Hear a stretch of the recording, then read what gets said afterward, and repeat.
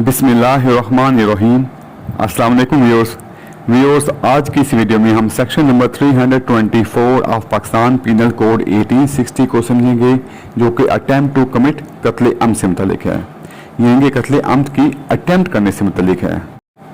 इससे पहले हम पा चुके हैं कि कत्ल अम्द को सेक्शन 300 में बयान किया गया है, जबकि उसकी सज़ा को सेक्शन 302 में बयान किया गया है।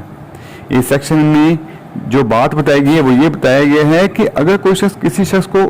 कत्ल करने का इरादा करता है और इस इरादे के साथ वो पूरी तैयारी करके उस पर हमलावर होता है और वो शख्स कत्ल नहीं होता, वो खुशकिस्मती से बच जाता है, तो ऐसी सूरत में भी कत्ल करने वाले शख्स को इस सेक्शन के तहत सजा दी जाएगी। इस सेक्शन को पढ़ लेते हैं। इस सेक्शन में बयान किया गया है कि जो कोई ऐसे इरादे या इल्म के साथ और ऐसे हालात के तहत कोई ऐसा एक्ट करे कि अगर वो इस एक्ट की बिना पर कत्ल का बाइस बनता तो वो कत्ल अम्द का मुजरिम होता। यानी कि इसमें इरादा और इल्म का होना ज़रूरी है, और इरादे और इल्म के बाद ऐसा एक्ट करना भी ज़रूरी है कि जिससे वो शख्स कत्ल हो पाता, लेकिन वो शख्स कत्ल ना हो सके किसी भी वजह से, तो ऐसी सूरत में कत्ल का इर्तिकाब करने वाले शख्स को इस सेक्शन के तहत सजा दी जाएगी, जो कि 10 साल तक हो सकती है। और साथ ही बयान किया गया कि अगर कोई शख्स इज्जत के नाम पर कत्ल करने का इर्तिकाब करता है लेकिन दूसरा शख्स कत्ल नहीं हो पाता, तो ऐसी सूरत में भी ऐसे शख्स को जो सजा दी जाएगी वो 5 साल से कम किसी सूरत ना होगी। यानी कि ऐसे इर्तिकाब करने वाले शख्स को 5 साल से 10 साल के दरमियान सजा दी जा सकती है। इसके अलावा ऐसे शख्स को फाइन भी अदा करना होगा। और इसी सेक्शन में बयान किया गया है कि अगर ऐसे इक़दाम कत्ल से किसी शख्स को हर्ट पहुंचता है, उसको ज़रर पहुंचता है, तो ऐसी सूरत में ऐसे शख्स को उस हर्ट के मुताबिक पनिशमेंट भी दी जाएगी।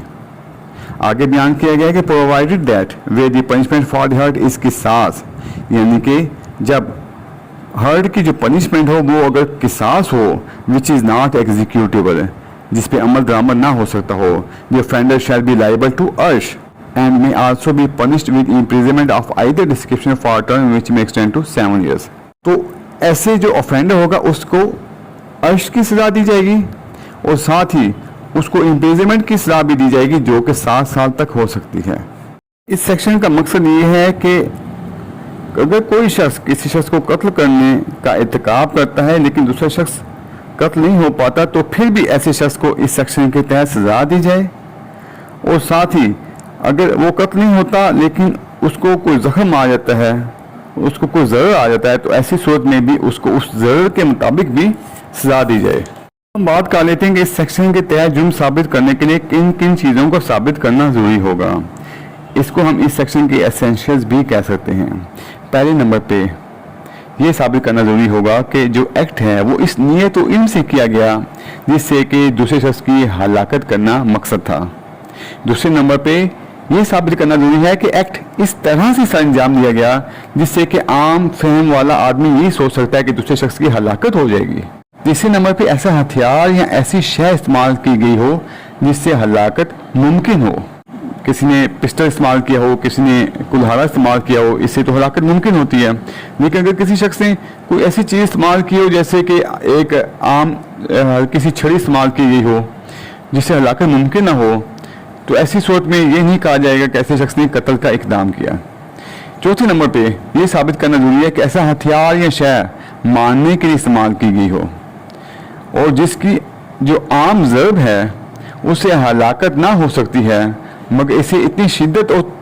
तादाद में लगाया गया हो कि इससे कत्ल हो जाना यकीनन हो। यानी कि ऐसा हथियार या शय हलाक करने के लिए इस्तेमाल ना होती हो, मगर इसे इतनी शिद्दत से इस्तेमाल किया गया हो या इतनी तादाद से इस्तेमाल किया गया हो कि जिससे बंदा ये सोच सकता है कि इस शख्स का कत्ल हो जाएगा। जैसे मैंने आपको मिसाल दी कि एक सोटी से मारना, सोटी से मारने से तो बंदा कत्ल नहीं होता, लेकिन सोटियों के इतने ज़्यादा वार कर देना और इतनी शिद्दत से वार करना, तो फिर ये कहा जाएगा कि इससे दूसरे शख्स की हलाकत होना यकीनन थी। अगर दूसरा शख्स हलाक नहीं होता इन सोटियों के वार से, तो फिर भी इस पर 324 ही लगेगी। पांचवें नंबर पे अगर ज़रबात किसी को चोट लगाना, अगर चोट जो है या ज़रबात जो हैं वो जिस्म के ऐसे हिस्से पर लगाई जाए जिनसे हलाकत मुमकिन हो, مثال کے طور پر کسی شخص کو سر پہ چوٹ لگائی جائے, اس کو جسم کے وائٹل پارٹس پر چوٹ لگائی جائے جس سے ممکن ہو کہ اس کی ہلاکت ہو جائے گی, لیکن وہ ہلاک نہیں ہوتا, وہ ایک علیحدہ بات ہے, تو پھر بھی ایسے شخص کو اس سیکشن کے تحت سزا دی جائے گی. اسی طرح مجرم جو ہے وہ وکٹم کو ختم کرنے کے لیے ایسے حربے استعمال کرتا ہے, ایسا طریقہ استعمال کرتا ہے جس سے کہ اس کی موت واقع ہو جائے. اب یہاں پہ وہ اس کو ضربات نہیں لگاتا یا اس پہ فائر نہیں کرتا, بلکہ اس کے ہاتھ و پاؤں باندھ کر ایک بند کمرے میں چھوڑ دیتا ہے, اور ایسی صورت میں یہ سمجھا جاتا ہے کہ بند کمرے میں ہاتھ پاؤں باندھ کر چھوڑنے سے کسی شخص کی موت واقع ہو جاتی ہے, کیونکہ بھوک اور پیاس کی شدت سے وہ برداشت نہیں کر پاتا. یہاں پہ کسی شخص کے ہاتھ و پاؤں باندھ کر اس کو پٹری پر چھوڑ دینا تاکہ ٹرین گزرے اور وہ مر جائے, تو ایسی صورت میں بھی یہی کہا جائے گا کہ اس نے ایسے حالات پیدا کیے جس سے کہ دوسرے شخص کی موت ممکن تھی, لیکن وہ شخص اگر نہیں مرتا تو ایسے شخص کو 324 کے تحت سزا دی جائے گی. مثالوں سے اس سیکشن کو پڑھ لیتے ہیں. مثال کے طور پر مجرم نے کسی کو مارنے کی نیت سے اس پر گولی چلائی جو دوسرے شخص کو نہ لگی, اور اگر وہ دوسرا شخص بچ جاتا ہے لیکن اگر گولی اس کو لگ جاتی تو اس کی موت یقیناً تھی, تو ایسی صورت میں ایسے شخص کو اس سیکشن کے تحت سزا دی جائے گی. اسی طرح اگر کلہاڑی سے کسی شخص پر وار کیا جائے تو اس کی ہلاکت عین ممکن ہوتی ہے, لیکن اگر کلہاڑی کی پشت سے جسم کے ایسے حصوں پر چوٹ لگائی جائے جو خطرناک نہ ہوں تو ایسی صورت میں اس سیکشن کے تحت اس کو سزا نہیں دی جائے گی. ویڈیوز ویڈیو دیکھنے کا بہت شکریہ. اگر آپ پاکستان پینل کوڈ سے متعلق میری دوسری ویڈیوز دیکھنا چاہیں تو آپ میرے چینل پہ موجود پاکستان پینل کوڈ کے نام سے پلے لسٹ کو واچ کر سکتے ہیں, جس کا لنک میں اس ویڈیو کی ڈسکرپشن میں بھی دے دوں گا. آپ سے ریکویسٹ ہے کہ میری ویڈیو کو لائک کر دیں, شیئر کر دیں, میرے چینل کو سبسکرائب کر دیں اور بیل آئیکن کو پریس کر دیں. اللہ حافظ.